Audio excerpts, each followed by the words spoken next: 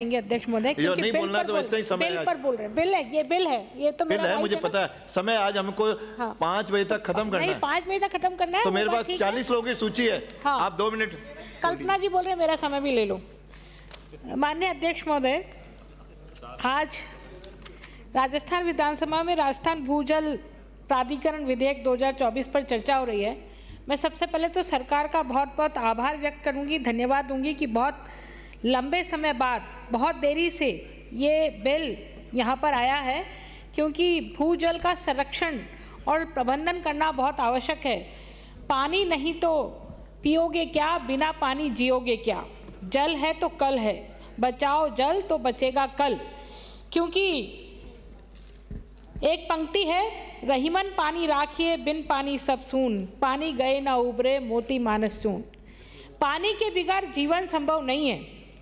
और हमारे परंपरागत जो जल स्रोत हैं, वो परंपरागत जल स्रोत कैसे सूख रहे हैं वो हम बहुत अच्छे से जानते हैं। उन पर अतिक्रमण हो गए हैं, लोगों ने उनको उनकी ज़मीन कीमती ज़मीनों पर अतिक्रमण करके उनको अपनी अधिकार में ले लिया है, और ना केवल अधिकार में ले लिया है बल्कि पानी का स्रोत ही खत्म कर दिया है। माननीय अध्यक्ष महोदय, ये जो बिल है, बिल की जो धारा 13 है, वो धारा 13 प्राधिकरण की शक्तियां, कर्तव्य और कृत्य का उल्लेख करती हैं। इस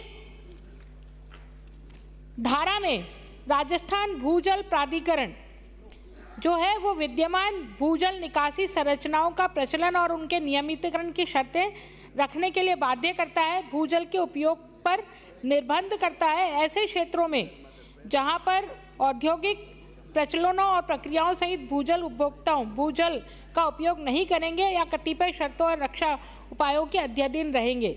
माननीय अध्यक्ष महोदय, एक इस धारा की उपधारा है 6, उसमें उल्लेख किया गया है कि ऊर्जा के साधनों के माध्यम से भूजल निकासी करने वाले उपभोक्ताओं को प्राधिकरण या दी गई कालावधि के भीतर प्राधिकरण द्वारा निर्देशित किसी अन्य निकाय के साथ निकासी संरचना को रजिस्टर करना।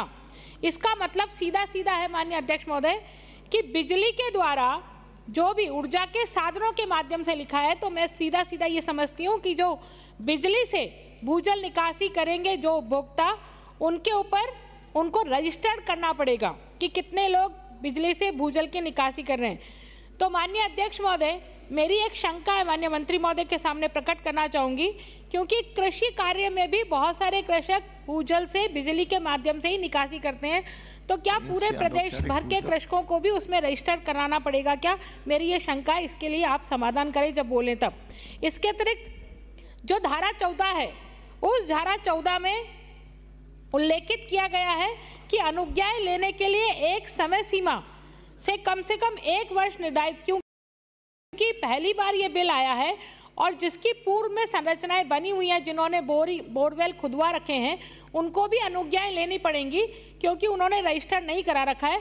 तो एकदम बाढ़ सी जैसे आ जाएगी। तो मेरा निवेदन है, मेरा इसमें सुझाव है कि आप इसके लिए कोई समय सीमा निर्धारित करें और वो समय सीमा कम से कम 1 वर्ष की हो। इसके अतिरिक्त जांच अधिकारियों की नियुक्ति करने का प्रावधान आपने सेक्शन 17 में किया है, और आपने सेक्शन 19 में अप्राधिकृत कार्य के लिए भूजल की गुणवत्ता को विदोहित और निम्नीकृत या प्रदूषित करता है या भूजल की गुणवत्ता में निम्नीकरण करने के क्रम में अपहानि करता है या अपहानि कराता है। तो माननीय अध्यक्ष महोदय, मैं मंत्री महोदय को निवेदन करना चाहूंगी, क्योंकि जो भूजल जो है वो भूजल को प्रदूषित तो फैक्ट्रियां भी करती हैं, और साथ साथ में आजकल हर घर में हर घर से भूजल प्रदूषित। माननीय अर्जुन लाल, अरे आपको कह रहा हूँ ना, सभी को 2-2 मिनट 4 मिनट हो गए भाई, अब नहीं तो। माननीय अध्यक्ष